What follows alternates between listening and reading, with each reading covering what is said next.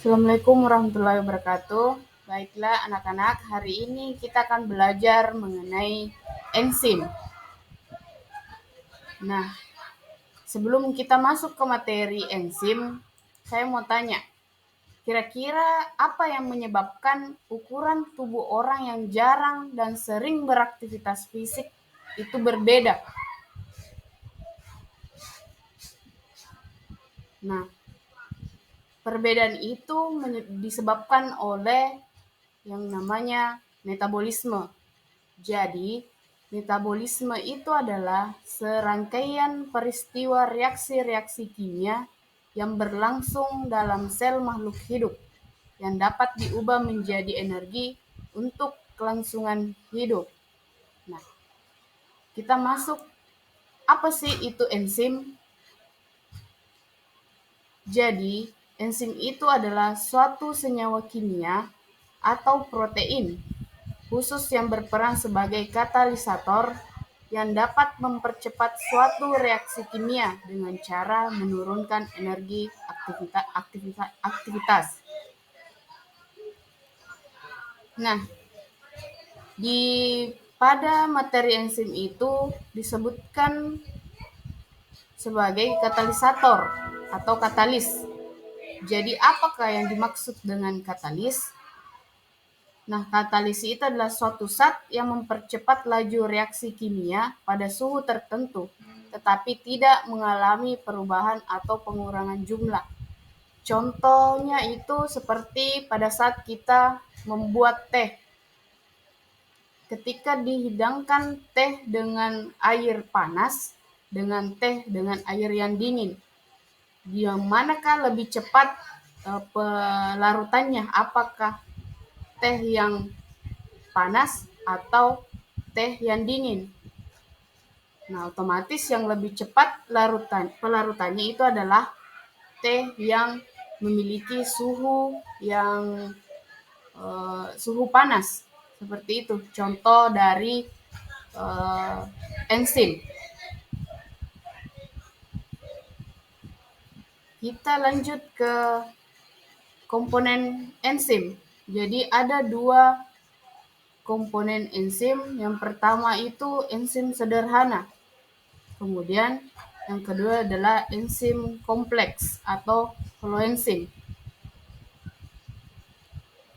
Jadi untuk enzim sederhana itu didapatkan dari protein. Protein yang biasa kita makan seperti dari hewani atau dari nabati. Kemudian enzim kompleks. Enzim kompleks berasal dari apoenzim dan non-protein. Kalau apoenzim itu dia bersifat termolabil atau tidak tahan panas sehingga mudah terdenaturasi. Kemudian untuk komponen non-protein dia bersifat termostabil atau tidak mudah rusak karena panas.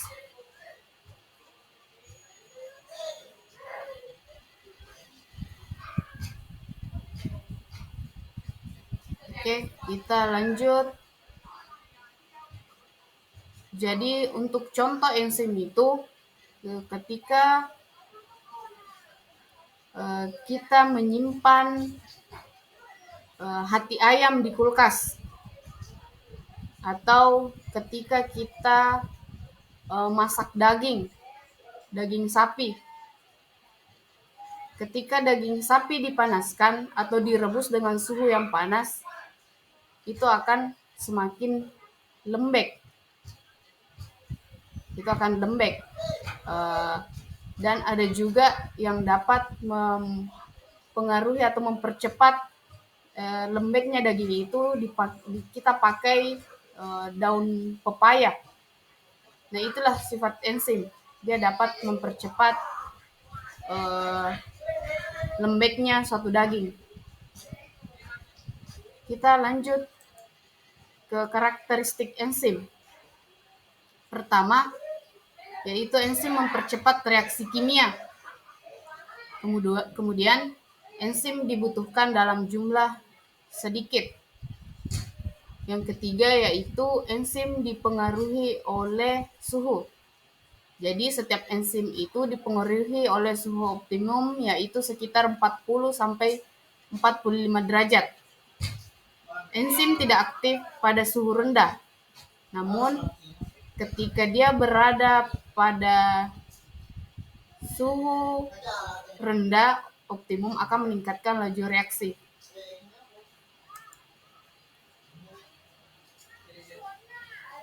Nah, ini dia enzim kurang aktif pada suhu yang sangat rendah. Bisa dilihat dari gambar. Saat suhu naik, aktivitas enzim meningkat. Biasanya enzim aktif 2 kali untuk setiap kenaikan suhu 10 derajat Celcius.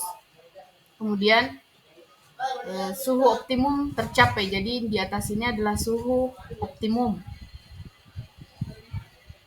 Di luar temperatur optimal, aktivitas enzim akan menurun.